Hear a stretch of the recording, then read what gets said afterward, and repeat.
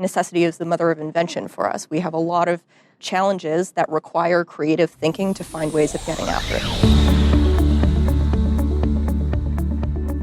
Welcome to a new and exciting limited series that we're kicking off called the Digital Warfighting Series with CENTCOM. You know, we hear a lot about challenges and what needs to be done, but less about what's actually going on today. And so excited to highlight several efforts at CENTCOM. And here today we have CENTCOM's Chief Technology Officer, who's been in the role for a year and a half now, Ms. Schuyler Moore, to talk about CENTCOM's vision for this work and what we want to accomplish with the series. Really excited to be here. Thank you guys for coming out.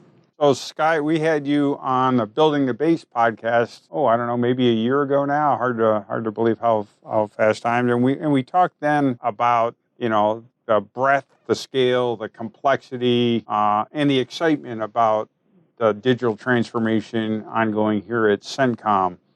And so we're excited to have this talk to you and a number of folks from the command. Can you help give our listeners just a little bit of a sense of CENTCOM's vision and then the sense of scale that you guys are trying to implement this digital transformation vision across? Sure. So, from the commander has a clear vision of what his priorities for how we go about our mission is, which is people, partners, and innovation. And innovation is certainly not just technology. It's intended to be targeted at processes, at culture. There's a lot that underpins innovation for the command. And then that's paired with an urgency and breadth of threats that we face and with missions that we have to accomplish that requires innovation. In a lot of ways, there is, necessity is the mother of invention for us. We have a lot of challenges that require creative thinking to find ways of getting after it. When you talk about necessity as the mother of invention, today's a really important time. Post October 7th, things have changed since you started in the role. How has the command's vision for digital transformation and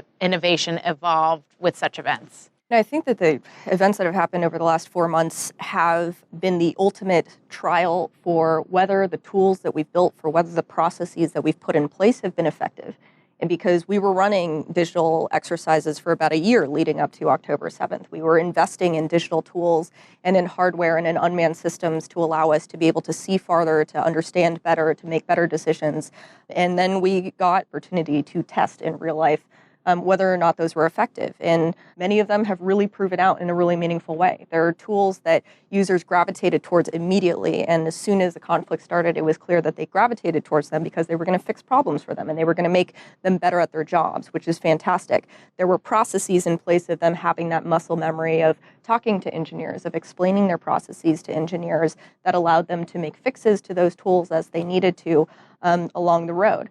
That said, it's not to say that everything is perfect. There were absolutely tools that users then moved away from. There were tools that we had invested time in, and users said, no, that's not ready yet. These are real-world operations with real consequences. We are not ready to use that tool yet, and that is fantastic feedback in and of itself.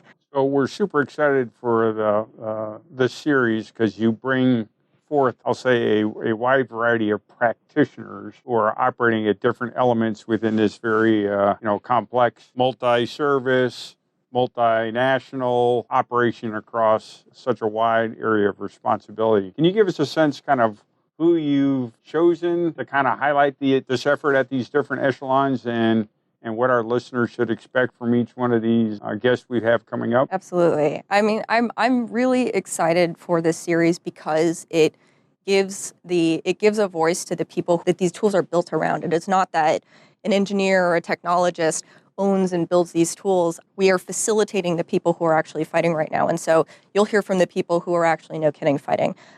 We started with folks who are working in the counter-UAS space. So Colonel Molly Salisbury will talk to you about what that mission set looks like, what it feels like to be at a base defense operations center and to manage the volume of threats that are coming at folks over there. We'll then move to air operations of zooming out a little bit beyond a base and looking at the theater of how Colonel Garrett Hogan manages and thinks about air operations and combat operations for his space. We'll then move up another echelon to look at headquarters, and Brigadier General Cogbill will talk to you about what coordination looks like. As you're moving up, the complexity is increasing. You have multi-domain, you have cross-service coordination happening. We're working with the Joint Staff and the Office of the Secretary of Defense. Complexity of coordination and the number of people who have to have shared awareness is really, really critical at that level. And then, of course, partners. We have Lieutenant Colonel Massey, who's our British liaison, who's going to talk about the partnered environment that we've been developing at CENTCOM and the importance of investing in tools like that, because we have never fought alone. We will never fight alone. And so digital investment in that space outside of just ourselves as U.S. forces is critically important. What does the command hope to accomplish in terms of cultural barriers for scaling some of these efforts? Is it creating awareness of success so that you can replicate it, or what does the command hope to get out of this? I hope they get a better understanding of the operational problem set, in the same way, candidly, that I have, of coming into headquarters as somebody who came from a more technical side and sitting side by side with operators and watching what their processes are made me better and me more able to serve them and give them solutions that help them if I understand what their problem is. And so my hope is that for folks in industry, for folks on the technical side, that listening will give them a better sense of the problem that we are collectively trying to solve for. Fantastic. And where do we take it from here? Do you see new exercises, expansion of exercises, anything you can preview in terms of the specifics guests will talk about? Some common threads you'll hear across the series is about relationships. Again, we talk about the technology and the tools, but the real impact and sustainability of these capabilities comes from relationships. So what we mean by that is you'll hear about relationships between the technical community and the users, of having them embedded side by side. We have engineers that are shoulder to shoulder with our operators, both here at headquarters and at the components, and we've seen huge, impactful results from that. Talking about the relationships between different companies and industry partners. You'll hear folks talking about the opportunity and frustration sometimes when we don't have our data and our different systems integrated with one another so that they can work well together. We don't believe that any one solution can solve any of the various and complex challenges that we have in theater. It's a combination of them. And whenever those relationships within industry are working well, then we yield the results. And finally, you'll hear about the relationships across the command of the men and women in uniform who are doing such incredible work. You'll hear them talk with a lot of energy about the missions that they're working on, about the experiments that they're running, about the tools that they're using.